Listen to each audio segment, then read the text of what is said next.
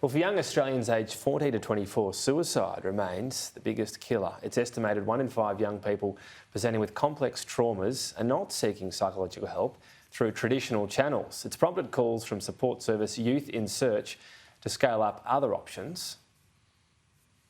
We were here today at a breakfast briefing to rally the Albanese government to put something in place regarding peer lived experience workforce that we know is needed. Youth Insearch has been doing this for 35 years and we're saying that, this needs to happen.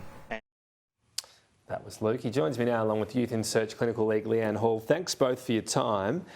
I guess just starting with you, Luke, so you've previously accessed help and now you're part of the peer-to-peer help. Tell us about your sort of journey there, I guess. Yeah, so I was referred to the program in 2013 after experiencing an attempted suicide myself, and I was referred by my school counsellor, and I've grown up with the program for a long time now, having been involved almost 10 years, and we're here at Parliament House today at our yearly End You Suicide campaign to really rally the Albanese government about what we need in this country being a lived experience peer workforce, and that's what we are terming as another section that's forgotten within our mental health system and within this country.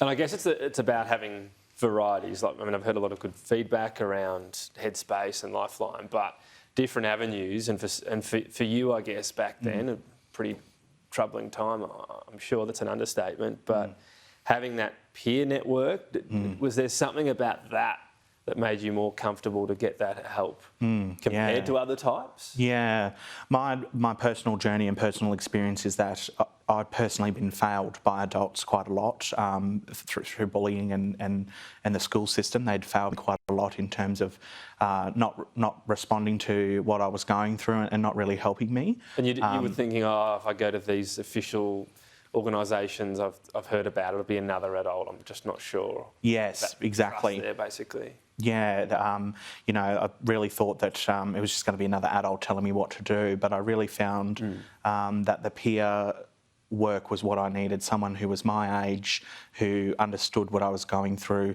who had their own lived experience. So, Leanne, as I said, the one official government source is Headspace, which I know a lot of people use and say has been great for them. What are you saying to the government? What needs to be available? I mean, there's a lot of different not-for-profits. What's the gap here? What's the problem? One of the problems is we're not working together. That's one issue. I think in terms of the investment in Headspace, that's fantastic to see. And I think Headspace do an incredible job, but it's not a one-size-fits-all. So what we're saying is that we need a more individual approach.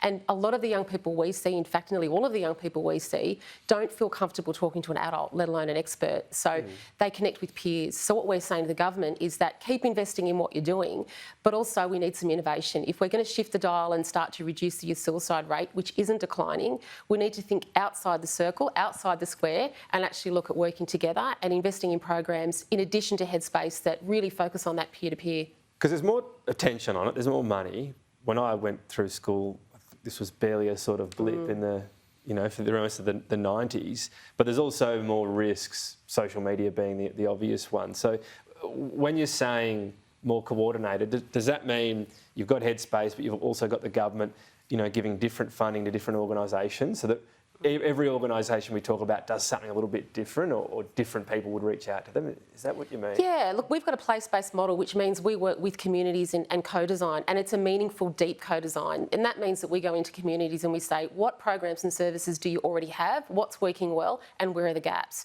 And what we can do is go in there and help fill those gaps. So our program can sort of be malleable, and it can actually be fit for purpose within those communities. So it's very much looking at it from a community-based perspective rather than a one-size-fits-all national approach which looks the same everywhere, because every community is different, every person's different.